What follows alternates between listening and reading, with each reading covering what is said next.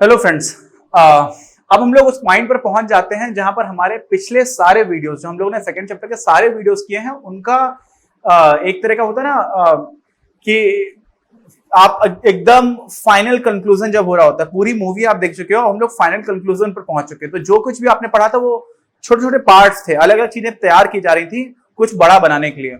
और वो बड़ा क्या था, वो ये है कि आपको उपभोक्ता का इष्टतम चयन क्या है, ऑप्टिमल कौन सा बंडल है जिसको पिक करेगा कौन, हमारा कंज्यूमर, हमारा उपभोक्ता। अब इसमें दो तीन चीजें हैं जो हम लोग एज्यूम करते हैं। क्या करते हैं? एज्यूम करते हैं। और एज्यूम करने का मतलब है कि हम मानते हैं ऐसा, और काफी हद तक व्यवहारिक रूप से वो चीजें सही भी हैं। एक दो चीजें हैं जो उतनी सही नहीं भी हैं। शायद कुछ लोग उसमें नाराज हो जाए जब मैं बोलूंगा। तो पहली चीज हम क्या मानते हैं? पहली चीज हम ये मानते हैं कि कोई भी जो उपभोक्ता है वो अपनी उसकी टेस्ट एंड प्रेफरेंसेस क्या है, उसका टेस्ट किस चीज में, उसकी रुचियां क्या हैं। तो वो अपनी रुचियों के और अपनी प्रेफरेंसेस मतलब अपना अधिमान के अनुसार वस्तुओं को ढूंढेगा। ठीक, ये पहला हो गया। तो ये तो आप कहेंगे सही बात है, होता ही है ऐसा। पहला हमारा क्या हो गया? एजम्पशन। दूसरा हमारा एजम्पशन क्या है? दूसरा एजम्पशन हमें ये ले रखा है कि हर उपभोक्ता को अलग अलग तरह के बंडल्स में से अलग अलग तरह के आपने ग्रुप बना रखे हैं। एक में 2 केले हैं, 3 आम है, या जो भी है, अलग अलग हमने 2 वस्तुएं माने रखी, कुछ भी मान लीजिए आप कि 2 वस्तुएं हैं, उनमें अलग अलग आप जो भी समूह दोगे उससे हर समूह के बारे में ये पता है कि ये समूह मुझे इस समूह से ज्यादा पसंद है, या ये वाला मुझे ज्यादा पसंद है, या ये दोनों समूह मुझे एकदम बराबर पसंद है। तो उसकी अपनी वेल डिफाइंड क्या है? प्रेफरेंसेस हैं। वो हर जो भी आप उसको बंडल दे रहे हो उन सारे बंडल्स को वो एकदम अलग अलग करके देख पा रहा है। आप समझ जाएं, जो व्यवहार में उतना अच्छे से नहीं होता। हम लोग कब ऐसा करते हैं? कभी ऐसा करते हैं कि नहीं नहीं ये चीज मेरे लिए इसके एकदम बराबर है, ये चीज इससे थोड़ी ज्यादा अच्छी है। कई बार करते हैं ऐसा, लेकिन सबकॉन्शियसली करते हैं। सबकॉन्शियसली मतलब कि हम उतना सोचते नहीं है। हमें मान लीजिए हम लोगों को आम पसंद है तो हमने तुरंत आम खा लिया, है ना। ऐसा नहीं सोचा कि आम ज्यादा पसंद है या फिर केले ज्यादा पसंद, इतना सोचते नहीं है। लेकिन हम कई बार उसी तरह से व्यवहार कर रहे होते हैं। तो ये एजम्पशन भी उतना गलत नहीं है। ठीक, तो एकदम ठीक नहीं है, मान लिया है, क्योंकि हमारे लिए हम क्या कर रहे हैं, हम वो चीज बताने की कोशिश कर रहे हैं जिसको बताना बहुत कठिन है कि कोई उपभोक्ता कैसे कोई सामान पिक करेगा, कौन कौन सी वस्तुएं पिक करेगा, कितनी करेगा, ये बताना बहुत कठिन है। लेकिन हम जब इतनी कठिन चीज को बताने की कोशिश कर रहे हैं तो उसमें कुछ चीजें हमने मानी है, और वो मानना बहुत हद तक गलत भी नहीं है। तीसरी चीज जो हम मानते हैं उस पर मुझे थोड़ा बड़ा संदेह हो जाता है कभी कभी। तीसरी चीज है कि हम ये मानते हैं कि जितने भी हमारे उपभोक्ता हैं वो सारे के सारे रेशनल हैं। कैसे हैं? रेशनल। रेशनल समझते हैं? जिन लोगों ने, हम लोगों की एक पॉलिटिकल साइंस की, राजनीति शास्त्र की एक वीडियो प्लेलिस्ट है, कभी मौका मिले तो देखिएगा। राजनीति शास्त्र ऐसा विषय है जो लोकतंत्र में रहने वाले सभी लोगों के लिए काफी महत्वपूर्ण रहता है और काफी इंटरेस्टिंग भी होता है। न्यूज वगैरह आप लोग देखते ही रहते हैं। तो उसमें पहले वीडियो में ही आपको समझ में आ जाएगा कि रेशनैलिटी का क्या मतलब होता है, कि आप तर्क संगत हो, युक्ति संगत हो। और सारे उपभोक्ता हमारे, हम ऐसा मानते हैं कि सारे लोग जो है वो समझदार हैं, सोच विचार करके निर्णय लेते हैं। 3 चीजें मान ली गई। अब ये जो तीसरी बात है, ये मैं क्यों बोल रहा था कि मुझे डाउट होता है। अपने समाज में बहुत सारे लोग हैं जो अलग अलग तरह के अंधविश्वास को जीवन भर मानते हुए चले जाते हैं। बहुत सारे लोग ऐसे हैं, जबकि सारे धर्म है वो सिखाते हैं कि आपस में मिलजुल करके रहना है। सारे धर्मों में ऐसा ही आ रहा होता है। हर धर्म में आप हर धर्म के फाउंडर को देखिए, या जैसे कि हिंदू धर्म में, सनातन धर्म में, जिसमें कोई फाउंडर, एक व्यक्ति फाउंडर नहीं बोला जाता, हर एक के जीवन के, लेकिन जिनको हम लोगों को भगवान की कहानियां सुनाई जाती हैं, चाहे राम की कहानी हो, चाहे कृष्ण की कहानी हो, सारे लोगों ने अपने जीवन में अच्छा काम करने की कोशिश की है। और मोहम्मद साहब को आप ले लो, उन्होंने भी अपने जीवन में उस समाज में अच्छा काम करने की कोशिश की। ऐसे ही आप क्रिश्चियनिटी को ले लो, ईसाई धर्म को ले लो, महात्मा बुद्ध को ले लो, उन्होंने, जब आज बुद्ध धर्म चल रहा उनके नाम से, तीर्थंकर महावीर स्वामी को ले लो, सारे जिंद अवस्था जो आपके यहूदी लोगों की पुस्तक है, उन सारे ही चीजों में जो मेन चीज क्या आती है कि सारे लोग एक है ना। गुरु नानक साहब, उन्होंने तो बोला ही कि, और फिर हमारे शिरडी के साईं बाबा, सबका मालिक एक। तो सारे लोग शिक्षा देके चले गए कि प्यार से रहो, ढंग से रहो, लड़ो नहीं। लेकिन अगर हम लोग रेशनल होते, हमारे समाज में रेशनल लोग होते, तो इस तरह की चीजें शायद नहीं हो रही होती। लेकिन आज भी हमें दिखता है कि धर्म में अंधे हैं, एक दूसरे की हत्या करने के लिए तैयार हो जाते हैं, दंगे होते हैं, फसाद होता है। तो ये सारी चीज देख करके मुझे लगता है कि ये जो अर्थशास्त्रियों का एजम्पशन है ना, तीसरा, कि जो भी हमारा उपभोक्ता है वो तर्क संगत है, उपभोक्ता में तो ये लोग भी आते हैं जो इस तरह की हरकतें करते हैं। तो शायद ये उतना ठीक नहीं है, लेकिन हमें कुछ तो मानना पड़ेगा, तभी तो हम लोग कुछ कर पाएंगे। तो ये 3 हमारे क्या हो गए, assumptions हो गए। अब इन assumption के बाद हम लोगों ने जो पढ़ा है उसके हिसाब से आपको समझ में आएगा कि कैसे कोई उपभोक्ता अपने लिए सबसे अच्छा बंडल सेट पिक करता है। तो फिर से हम लोग अपने आप फटाफट क्या बना देते हैं, बजट सेट तो आपको पता चल गया है, ठीक है। थोड़ा अगर आड़ा तिरछा होगा इसको आप इग्नोर कर दीजिएगा, है ना। आपको समझ में आ चुका है, हम लोग पहले भी ये सारी बातें कर चुके हैं, ठीक है। मान लिया कि ये सीधा है, मान लेते हैं। यहां पर दूसरी वस्तु है, ठीक है, यहां पर पहली वस्तु है, कितनी मात्रा आएगी उसको हम यहां पर निरूपित करते हैं ऐसे, और ये हमारे ऐसी बजट रेखा बन जाती थी, ये हम लोगों ने अभी भी पढ़ाई था, ठीक है। अब साथ में राजा बाबू क्या होता है कि हम लोगों ने ये भी पढ़ा था कि 2 वस्तुएं हैं और उन दोनों वस्तुओं के बीच में कोई भी उपभोक्ता का अधिमान वक्र भी पढ़ा था, और हम लोग अधिमान वक्र के साथ साथ अधिमान मानचित्र भी पढ़ा था, जिसको हम लोग बोलते हैं इंडिफरेंस मैप। और उसमें हमें बहुत सारे इस तरह के अधिमान वक्र दिखाई पड़ रहे थे, ठीक।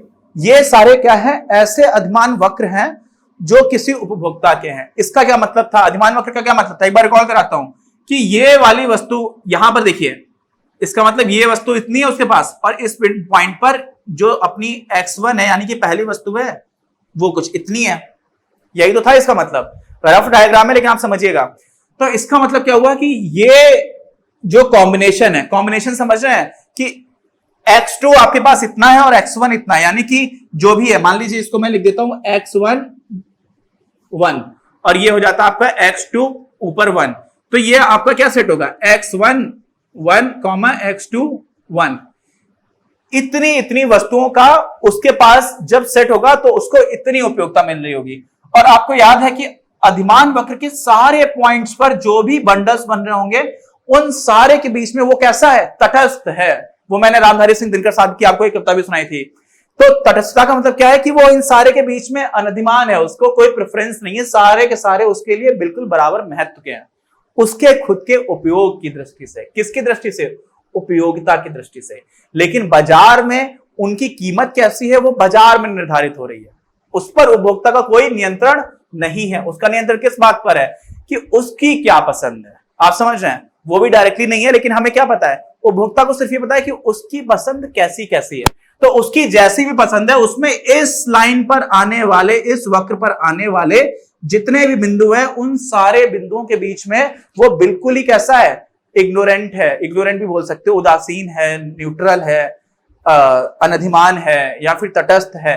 उसको फर्क नहीं पड़ रहा। क्या नहीं पड़ रहा, फर्क नहीं पड़ रहा। अच्छा, लेकिन हम लोगों ने यह भी देखा था कि जितना बाहर का हमारा अनधिमान वक्र होता है उतना ही ज्यादा उपयोगिता वाला होता है, यानी कि इस अनधिमान वक्र पर उसको जितनी उपयोगिता मिल रही होगी उतनी इस पर नहीं मिल रही होगी। और ये कैसे देखा था हम लोगों ने, ये हम लोगों ने देखा था मोनोटॉनिक प्रेफरेंसेस से। किससे, मोनोटॉनिक प्रेफरेंसेस, जिसको हम लोगों ने हिंदी में क्या लिखा था बताइए, एक दिष्ट अधिमान। एक दिष्ट अधिमान का मतलब क्या था कि अगर आपके पास कोई भी एक वस्तु ज्यादा है और दूसरी वस्तु कम नहीं है, यहां पर आपका x1 और x2 है, ये पॉइंट अगर आप ले लेंगे तो यहां पर x1 तो इतना ही रहेगा, x1 1, लेकिन x2 क्या हो जाएगा, कम हो जाएगा।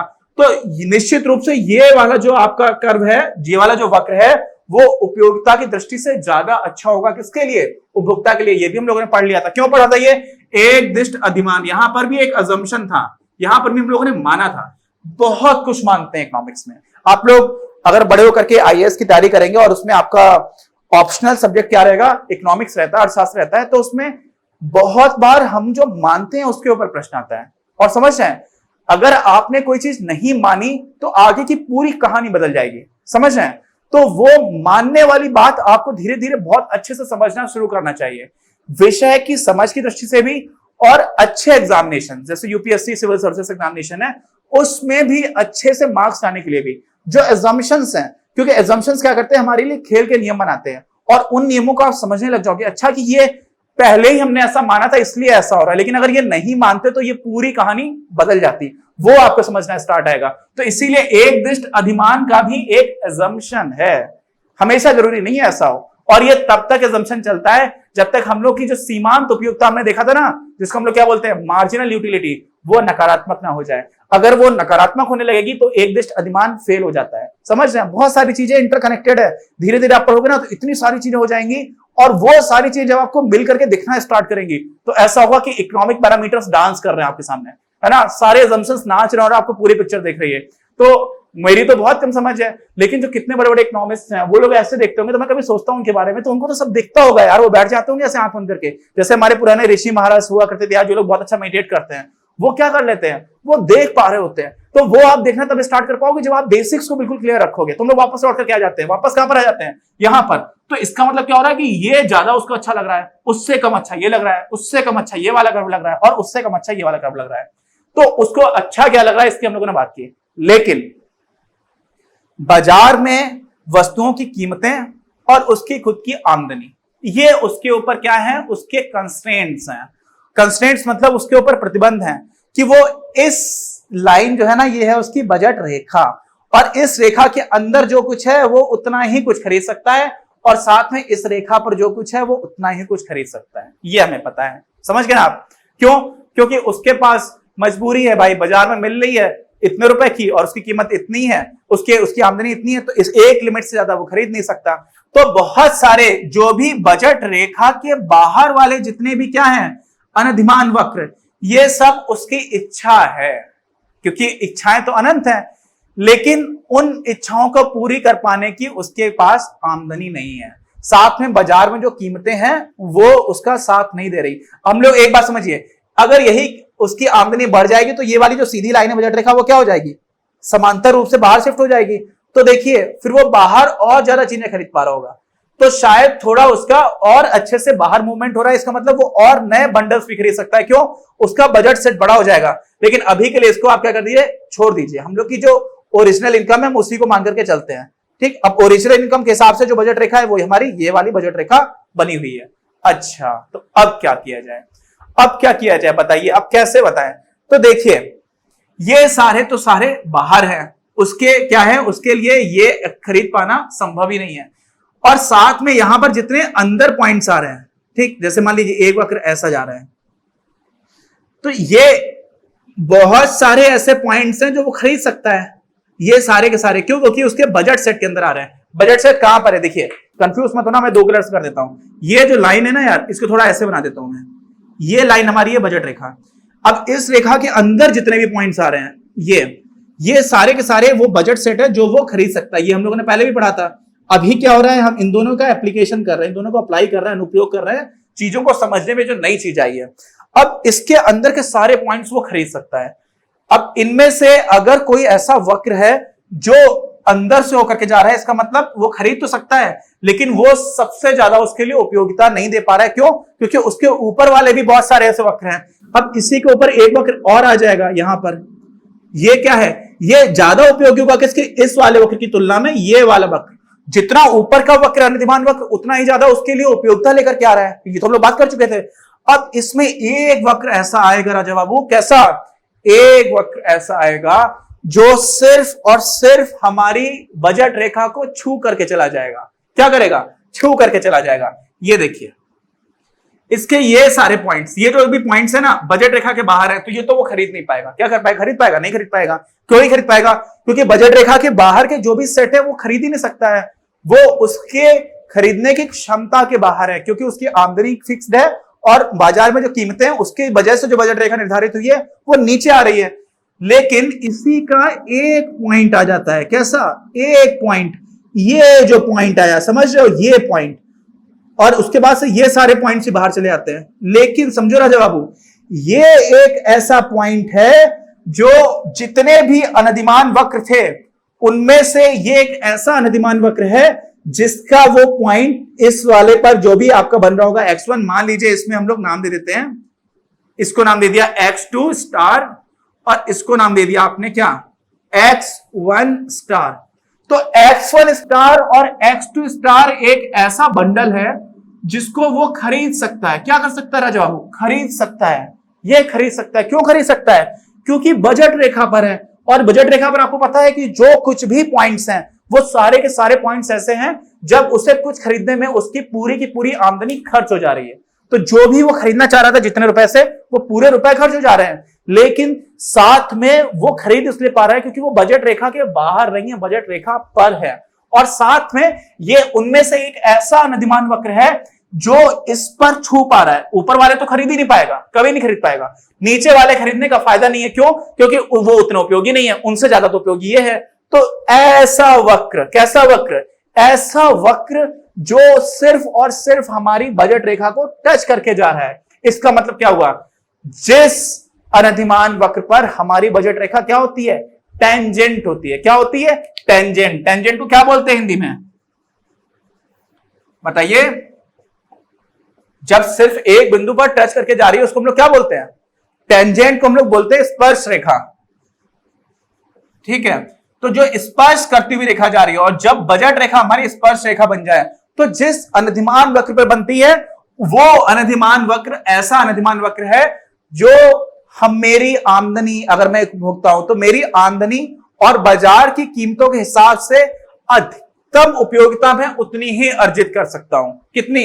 जो इस वाले अनधिमान वक्र की है, जो इसको छू करके जा रहा है।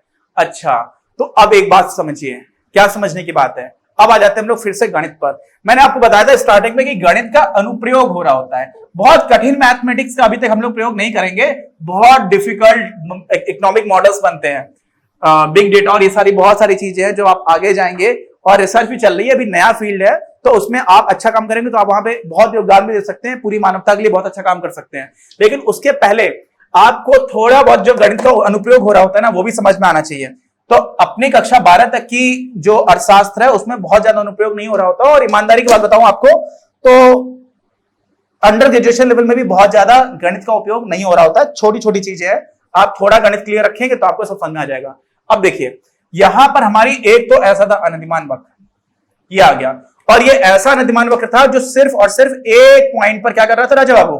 टच कर रहा था हमारी बजट रेखा को। ठीक है, अब आप मान लीजिए कि एक ही पॉइंट पर टच कर रहा है, ठीक, बाकी सारे पॉइंट्स पर टच नहीं कर रहा।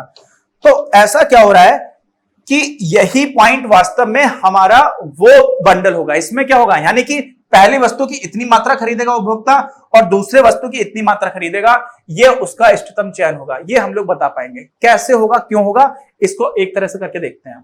जब मान लीजिए उपभोक्ता यहां पर है, कहां पर है? यहां पर है, तो ये पॉइंट पर क्या है? वो जितनी उसको वस्तुएं खरीदनी है वो खरीद ही नहीं पाएगा। क्यों नहीं खरीद पाएगा? क्योंकि बजट रेखा अंदर है और ये बजट रेखा के बाहर का बिंदु है, तो ये तो खरीदना उसके लिए असंभव है। ठीक, दूसरी चीज, ये वाला ऐसा पॉइंट है जहां पर वो खरीद सकता है। क्यों? क्योंकि बजट रेखा पर है, और साथ में ये उस अनधिमान वक्र पर है जो अंदर वाले सारे अनधिमान वक्र से ज्यादा उपयोगी है। क्योंकि जितना आप बाहर जाते हो अनधिमान वक्र में, जितना ऊपर का अनधिमान वक्र होता है उतना ज्यादा उपयोगी होता है, और ऊपर वाले जो अनधिमान वक्र हैं वो उसकी पहुंच के बाहर हैं। अच्छा, तो ये अपने को समझ में आ गया। अब जो समझ में आया है ना, वो अपने को आइडिया लग गया, लेकिन अब उन्हीं को हम लोग थोड़ा दूसरी तरह से देखना स्टार्ट करेंगे। क्या स्टार्ट करेंगे? जो हमारी बजट रेखा थी, इसकी प्रवणता क्या थी? प्रवणता समझ रहे हैं? इसमें हम लोगों को, भाई यहां पर मैं हूं, यहां से मुझे एक इकाई आगे की अगर ये वाली वस्तु खरीदनी थी, जो पहली वस्तु है, अगर मुझे पहली वस्तु ज्यादा खरीदनी थी तो मुझे ये वाली वस्तु थोड़ी छोड़नी पड़ती थी। और ये कितनी छोड़नी पड़ती थी? यही तो इसकी प्रवणता थी, और वो आया था -P1/P2। माइनस क्यों आ गया था? क्योंकि छोड़नी पड़ रही है, दोनों वस्तुएं नहीं ले पा रहा हूं, एक छोड़ना पड़ रहा है, तो छोड़ने की वजह से ऋणात्मक चिन्ह आया था। और ऋणात्मक चिन्ह को अगर आप हटा देते हो, इसका निरपेक्ष मान देखते हो, तो वास्तव में ये क्या है? ये प्राइस रेशियो है। क्या है? Price ratio. जो कीमतें हैं उनका क्या है? अनुपात है। तो इसको क्या लिखेंगे?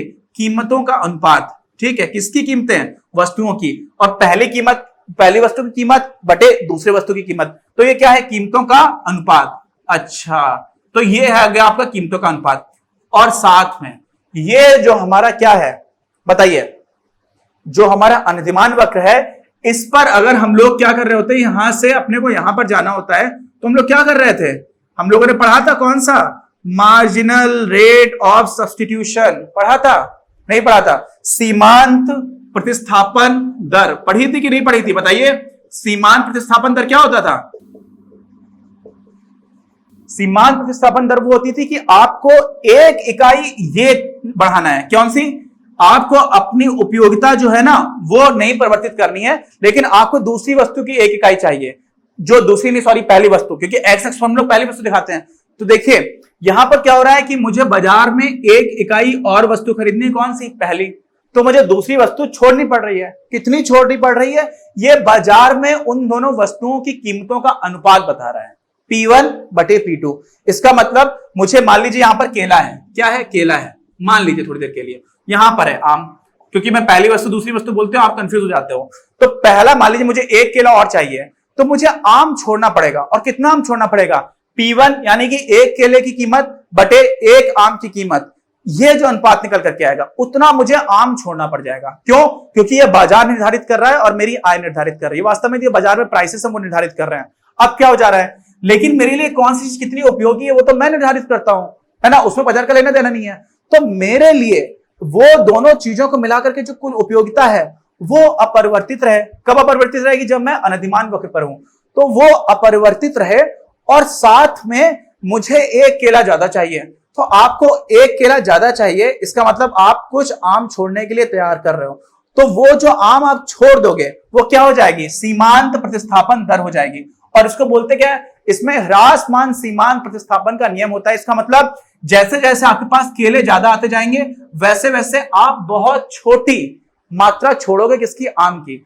और जिस बिंदु पर, समझिए, जिस बिंदु पर बाजार में आपके लिए वो चीज बराबर हो पा रही है, कौन सी चीज, कि आपको एक केला छोड़ने के लिए कितने आम छोड़ने पड़ रहे हैं, वही चीज अगर आपके व्यक्तिगत स्तर पर उपयोगिता की दृष्टि से बराबर हो जाए कि मुझे एक केला और चाहिए, तो मुझे P1 अपॉन P2 आम ही छोड़ना पड़े और मेरी उपयोगिता ना बदले, कुल उपयोगिता बंडल की ना बदले, तब जाकर के क्या होगा, तब जाकर के मेरा इष्टतम बंडल मुझे मिलेगा, मेरा इष्टतम चयन होगा।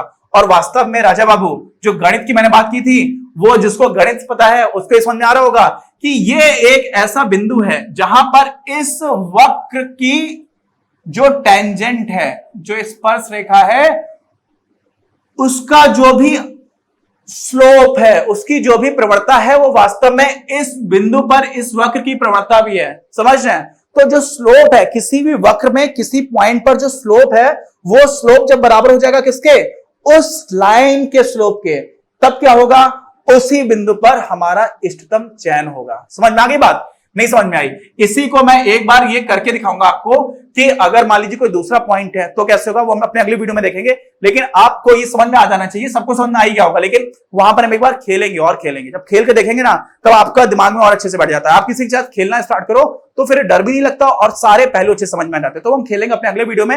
लेकिन आप यहां पे समझ लीजिए कि जिस बिंदु पर, सुनिए, बहुत ध्यान से सुनिए, जिस बिंदु पर हमारी बजट रेखा की जो प्रवणता है वो तो फिक्स्ड है, -P1 अपॉन P2 थी, निरपेक्ष प्रवणता P1 बटे P2 जाएगी। तो जिस बिंदु पर अनधिमान वक्र के जिस बिंदु पर प्रवणता P1 बटे P2 हो जाएगी, उसी जगह पर हमारा इष्टतम चयन होगा। और इसकी प्रवणता क्या होती है राजा बाबू? इसी की जो प्रवणता होती है उसको हम लोग बोलते हैं मार्जिनल रेट ऑफ सब्स्टिट्यूशन, मतलब सीमांत प्रतिस्थापन दर। तो जिस बिंदु पर, अब नोट करिए, कीमतों का अनुपात जब बराबर हो जाएगा किसके, सीमांत प्रतिस्थापन दर के, उस जगह पर वो हमारा वही बिंदु क्या बता देगा, वो बंडल सेट बताएगा, वो बजट सेट का वो हिस्सा, वो पॉइंट आ जाएगा जितना मैं X1 और X2 खरीदूंगा। तो ऐसे हमारा क्या निर्धारित होगा, क्या निर्धारित होगा, ऐसे हमारा वो इच्छित चयन होगा, इष्टतम चयन होगा। हमारा ऑप्टिमल क्या होगा, सेट जो मुझे खरीदना है, मेरा ऑप्टिमल जो चॉइस होगी वो होगी एक उपभोक्ता के रूप में। ये समझ में आया होगा। बहुत ही आराम से अच्छे से मैंने समझाने की कोशिश की है। कोई भी डाउट हो आप प्लीज मुझे पूछिए। इससे संबंधित नोट्स आपको इसी वीडियो के डिस्क्रिप्शन में मिल जाएंगे। अगले वीडियो में हम लोग इसको एक बार अच्छे से कुछ गेम खेलने की कोशिश करेंगे, जिसको आप देख करके समझ जाएंगे, फिर भूलेंगे नहीं।